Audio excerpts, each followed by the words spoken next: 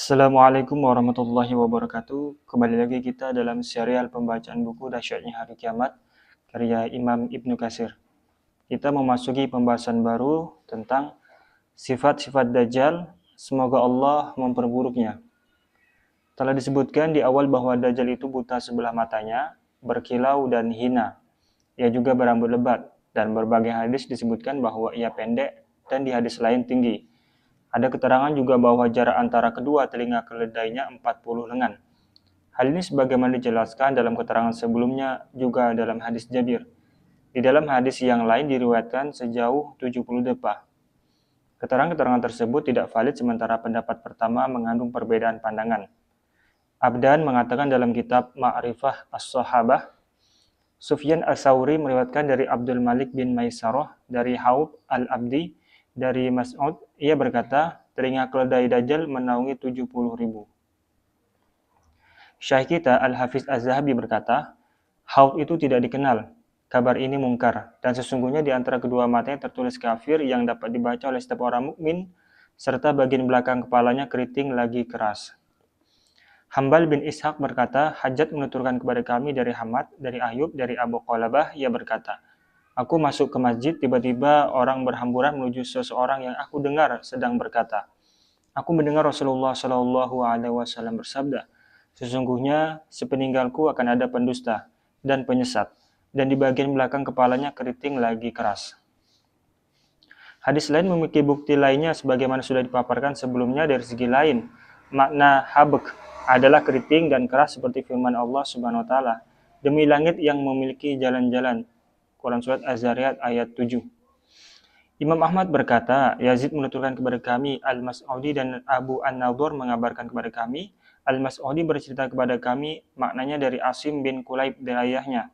Dari Abu Hurairah ia berkata bahwa Rasulullah Shallallahu Alaihi Wasallam bersabda, aku keluar menemui kalian saat aku sudah diberi penjelasan mengenai Lailatul Qadar dan masih ad-dolal atau Dajjal. Keduanya menjadi perdebatan antara dua orang di pintu masjid, lalu aku mendatangi keduanya untuk melerainya, tetapi aku lupa. Sekarang aku akan menceritakan keduanya kepada kalian. Adapun Lailatul Qadar, carilah pada 10 malam witir terakhir Ramadan.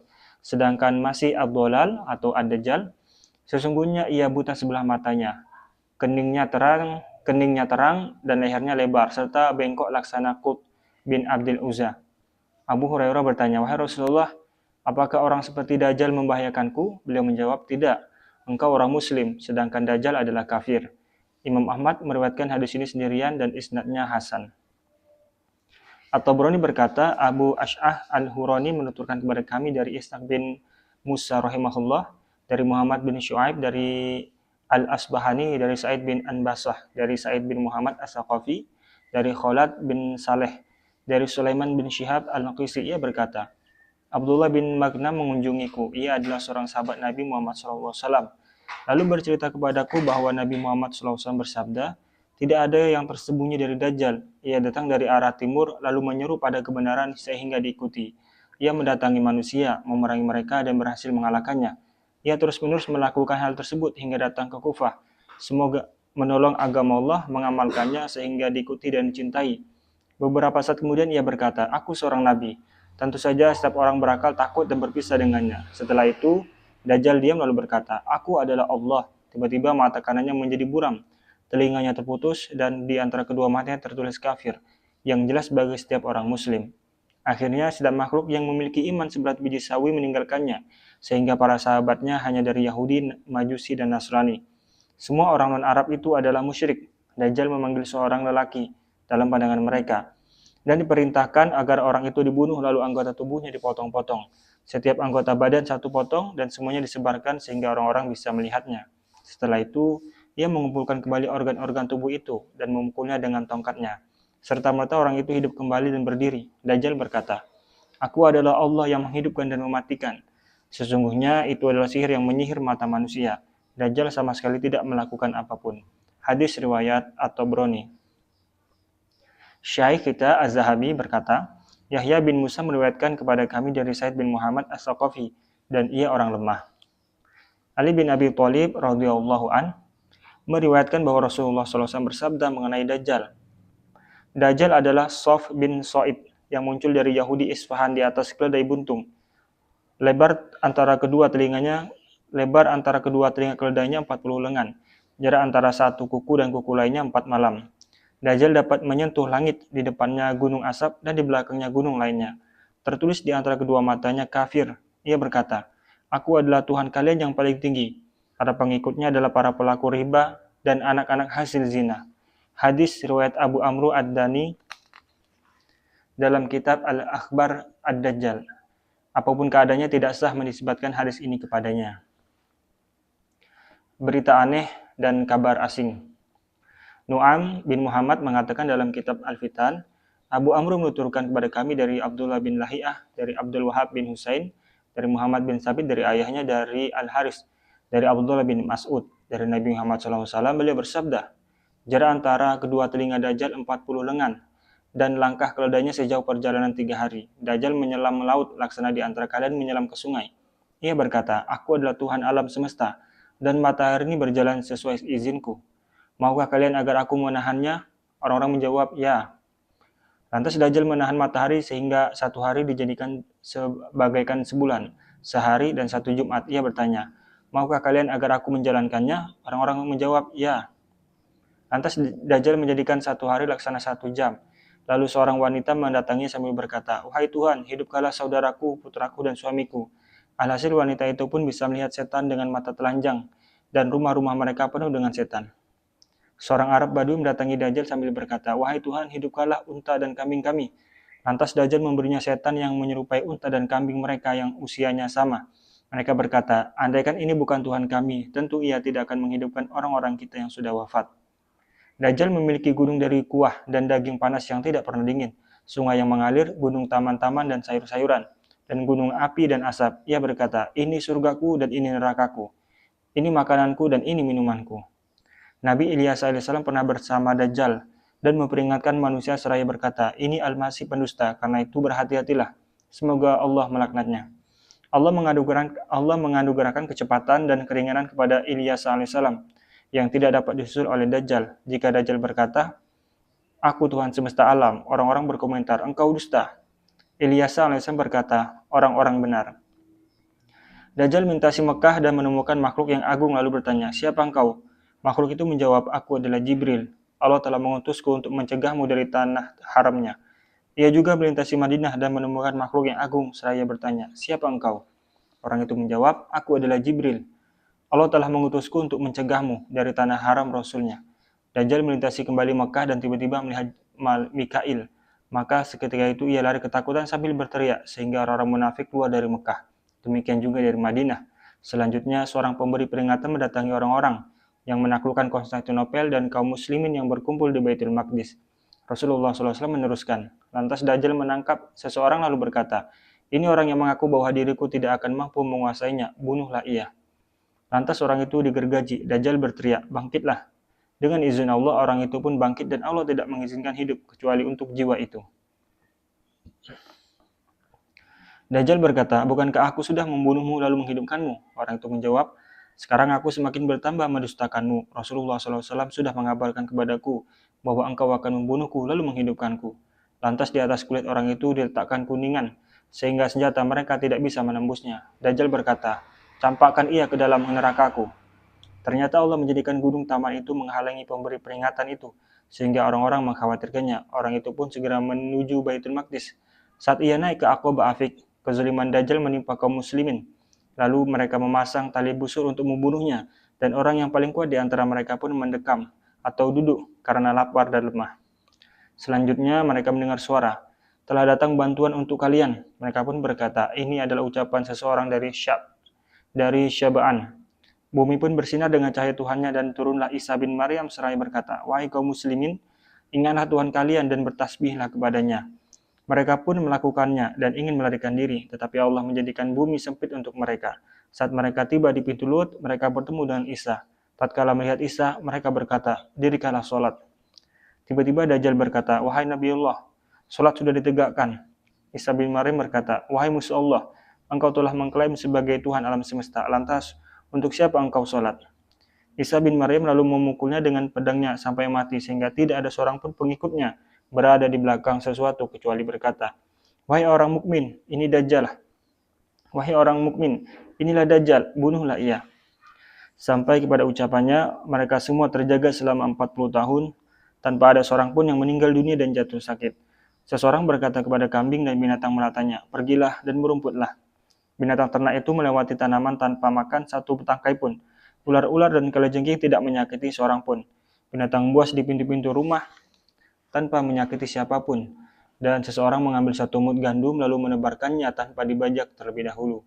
Ternyata gandum tersebut mendatangkan hasil 700 mut. Mereka hidup dalam kondisi demikian sampai ambruknya benteng Ya'jud dan Ma'jud. Lalu mereka keluar dan berbuat kerusakan. Orang-orang memohon pertolongan tetapi tidak ada yang meresponnya. Sementara itu, penduduk Tursina adalah orang-orang yang menaklukkan Konstantinopel. Lalu mereka berdoa hingga Allah mengutus seekor binatang melata yang memiliki kaki dari bumi. Binatang itu masuk ke telinga mereka sehingga semuanya binasa dan bumi menjadi bau busuk karena mereka. Tentu saja bau busuk mereka menyakitkan manusia lebih dari ketika mereka hidup. Mereka memohon bantuan kepada Allah, lalu dia pun mengirimkan angin Yaman yang berwarna debu sehingga menjadi awan dan asap kepada manusia. Dan mereka pun didera flu dan setelah 3 hari, penderitaan mereka hilang lalu bangkai-bangkai mereka dilemparkan ke laut. Beberapa saat kemudian matahari terbit dari arah barat. Pena sudah kering, lembaran-lembaran sudah dilipat, dan tidak diterima taubat seseorang pun. Saat itulah iblis bersujud sambil berseru, wahai Tuhanku, perintahkanlah aku untuk bersujud kepada siapa saja sesusu kamu. Lantas para setan berkumpul di sekelilingnya sambil berseru, wahai Tuhan kami, kepada siapa engkau takut? Iblis menjawab, sesungguhnya dahulu aku memohon kepada Tuhanku agar menangguhkanku sampai hari kebangkitan. Sekarang matahari sudah terbit dari barat, inilah waktu yang telah ditentukan. Lantas setan-setan tampak di bumi sehingga seseorang berkata, ini sahabatku yang selalu menggodaku, segala puja bagi Allah yang telah menghinakannya. Iblis terus sujud sambil menangis hingga muncul binatang melata dan membunuhnya dalam keadaan sujud. Sejak itu, selama 40 tahun lamanya, kaum mukminin menikmati kehidupan. Apa yang mereka inginkan niscaya diberi. Kaum mukminin dibiarkan selama 40 tahun setelah kemunculan binatang melata. Setelah itu, mereka ditimpa kematian sehingga dengan cepat tidak ada seorang mukmin pun yang tersisa. Saat itulah orang kafir berkata, dahulu kita takut kepada orang-orang mukmin, tetapi sekarang tidak ada seorang pun dari mereka yang tersisa. Tobat kita pun tidak diterima. Aduhai, andaikan kami termasuk orang-orang beriman. Lantas mereka melakukan hubungan badan di jalan laksana keledai berjima, sehingga seseorang mengawini ibunya di tengah jalan. Seseorang meninggalkan wanita itu lalu datang yang lainnya. Orang yang paling utama di antara mereka adalah orang yang mengatakan alangkah lebih baiknya jika kalian menjauhi jalan. Mereka terus melakukan perbuatan tersebut sehingga tidak ada seorang pun yang dilahirkan dari perkawinan. Setelah itu, Allah menjadikan para istri mandul selama 30 tahun, sehingga semuanya menjadi anak-anak hasil zina manusia-manusia durjana, dan di tengah-tengah mereka itulah kiamat terjadi. Demikianlah At-Tabari meriwayatkan hadis ini dari Abdullah bin Hatim al-Muradi dari Nuaim bin Hamad, lalu menyebutkannya. Syaikh kita Al-Hafidz Az-Zahabi berkata, hadis ini menyerupai palsu. Abu Umar tidak diketahui, demikian juga Abdul Wahab, dan syaikhnya dipanggil Al-Banani. Hadis yang tertolak. Syaikh kita Al-Hafidz Az-Zahabi mengatakan berdasarkan ijazah atau rekomendasi atau simaan atau mendengar, Abu Al-Hasan Al-Yunini mengabarkan kepada kami, Al-Baha Abdurrahman menuturkan kepada kami secara hadir. Atik bin Musaila bercerita kepada kami, Abdul Wahid bin Ulwan mengabarkan kepada kami, Amru bin Dausah bercerita kepada kami, Ahmad bin Sulaiman An-Najat menuturkan kepada kami, Muhammad bin Ghalib bercerita kepada kami, Abu Salamah At-Tabuzaki mengabarkan kepada kami, Hamad bin Salamah bercerita kepada kami, Ali bin Zaid bercerita kepada kami dari Al-Hasan seraya berkata bahwa Rasulullah SAW bersabda, Dajjal dapat menyentuh awan, menyelam laut sampai kedua lututnya, mengubah matahari ke arah barat, dan bukit-bukit berjalan bersamanya sebagai makanan. Di kening Dajjal terdapat tanduk yang ujungnya retak, dan keluar ular-ular. Di tubuhnya tergambar seluruh jenis senjata sampai tombak, pedang, dan ad-darok. Aku bertanya kepada Al-Hasan, wahai Abu Said, apa arti ad-darok? Ia menjawab, perisai. Selanjutnya, Syekh kita berkata, ini termasuk marosil, hadis-hadis mursal. Al-Hasan dan Murasil itu lemah. Hadis khurafat. Ibnu Mundah mengatakan dalam kitab Al-Iman, Muhammad bin Usaid Al-Madani menuturkan kepada kami dari Ahmad bin Mahdi, dari Said bin Sulaiman bin Sa'dun, dari Khalif bin Khalifah, dari Abu Malik Al-Ashja'i, dari Rabi'i, dari Huzaifah, Ia berkata bahwa Rasulullah SAW pernah bersabda, "Aku lebih tahu dari Dajjal apa yang dibawanya. Dajjal memiliki dua sungai, salah satunya api yang menyala-nyala di pandangan orang yang melihatnya, dan yang lainnya adalah air putih. Siapa di antara kalian mendapatkan bertemu dengan Dajjal, hendaknya memejamkan mata dan minum dari sungai yang terlihat seperti api, karena sesungguhnya sungai itu berisi air dingin. Jauhilah oleh kalian sungai yang lain karena merupakan fitnah. Ketahuilah bahwasanya di antara kedua mata Dajjal ada tulisan kafir yang dapat dibaca oleh setiap orang mukmin yang mampu membaca ataupun tidak. Sesungguhnya salah satu matanya datar dan di atasnya ada daging. Pada akhir umurnya, Dajjal muncul di atas lembah Yordania di atas celah Afik. Setiap orang yang beriman kepada Allah dan hari akhirat berada di lembah Yordania. Sesungguhnya kaum muslimin akan terbunuh sepertiganya. Sepertiganya kalah dan tersisa sepertiganya lagi, lalu malam menghalangi antara mereka sehingga orang mukmin berkata kepada yang lainnya, apa yang kalian tunggu?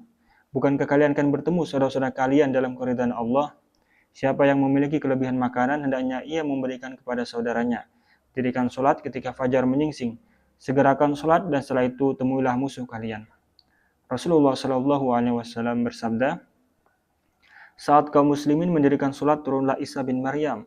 Saat itu imam mereka masih mendirikan sholat. Usai sholat, imam kaum muslimin mengatakan seperti ini, lapangkanlah antara aku dan musuh Allah.